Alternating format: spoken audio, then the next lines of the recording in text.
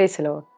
नमस्ते और Jesus love Hindi channel पर आपका एक बार फिर से स्वागत। मुझे उम्मीद है कि आप सभी का समय बहुत अच्छा बीत रहा होगा और आप अपने दिलों में परमेश्वर की शांति को महसूस कर रहे होंगे।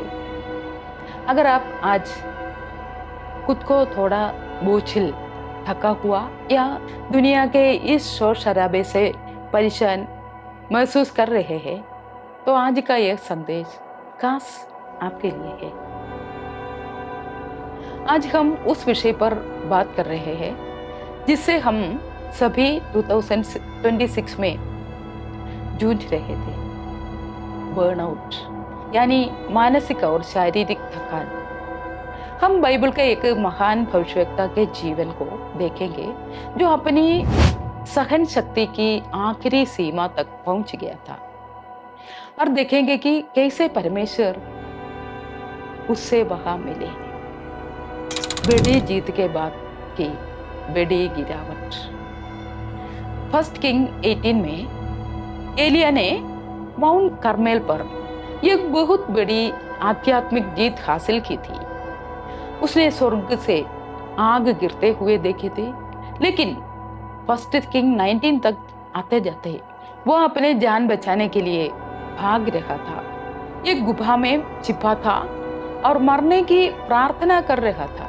हकीकत, बर्नआउट अक्सर किसी बड़ी सफलता या बहुत लंबे समय तक भाग दौड़ करने के बाद महसूस होता है।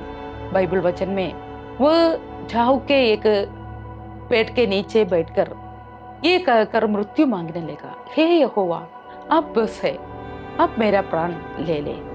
ये कहना बिल्कुल ठीक है कि अब और नहीं हो पाएगा।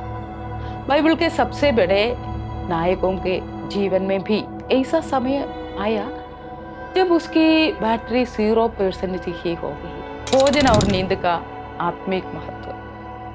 हम अक्सर लगता है कि जब हम उदास या थके हुए होते हैं तो हमें किसी गहरे धार्मिक उपदेश की जरूरत होती, लेकिन देखिए कि परमेश्वर ने एलिया के साथ क्या किया। उन्होंने उसे डांटा नहीं, बल्कि एक स्वर्गदूत को लंच के साथ भेजा। परमेश्वर का नुस्खा। स्वर्गदूत ने उसे पकी हुई रोटी और पानी दिया और सोने के लिए कहा। फिर उसने दोबारा ऐसा ही किया। तब एक स्वर्गदूत ने उसे छूकर कहा, उठ और खा। तब उसने खाया और पिया और फिर लेट गया।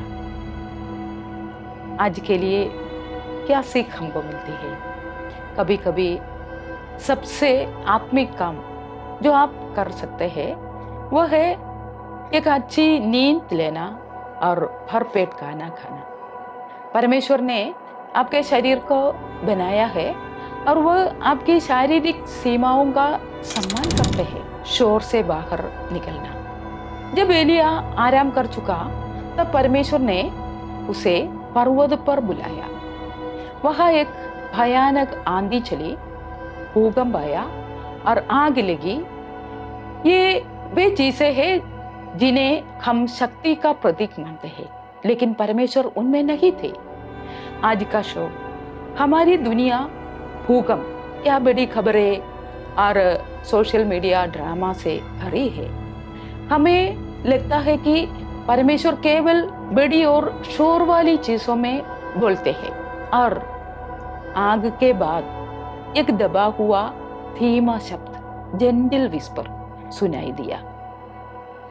क्या संदेश हमको? परमेश्वर अक्सर खामोशी में बात करते हैं। अगर आपके जीवन में शोर बहुत ज्यादा है तो शायद आप उस मार्गदर्शन को सुनने से चूक जाए जिसकी आपका तलाश है। आप अकेले नहीं हैं।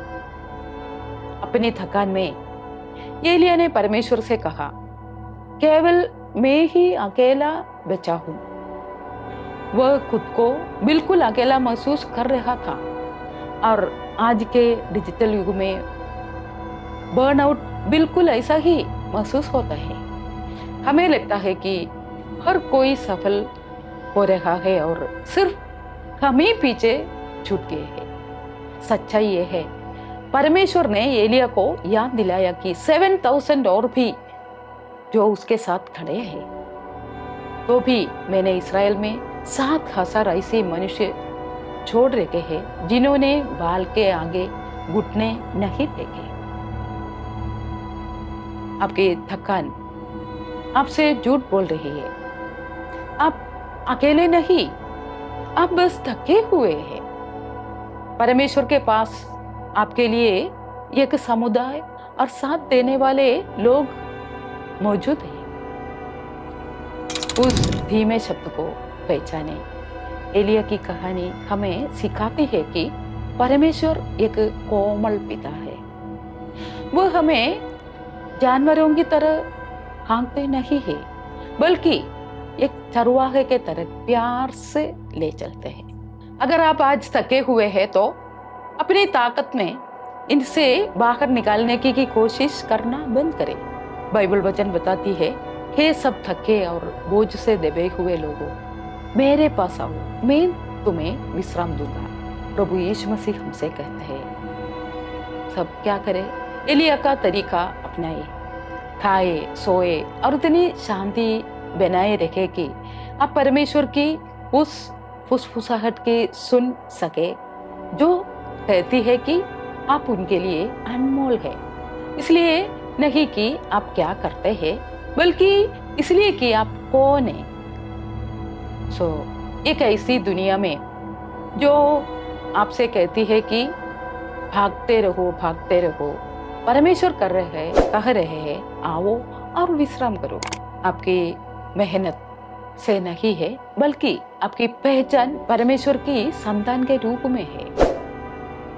तो जीसस लव हिंदी चैनल में जुड़ने के लिए आपको धन्यवाद। और ये वचन के द्वारा प्रभु हम सबको आशीष देंगे। प्रभु का नाम की स्तुति हो।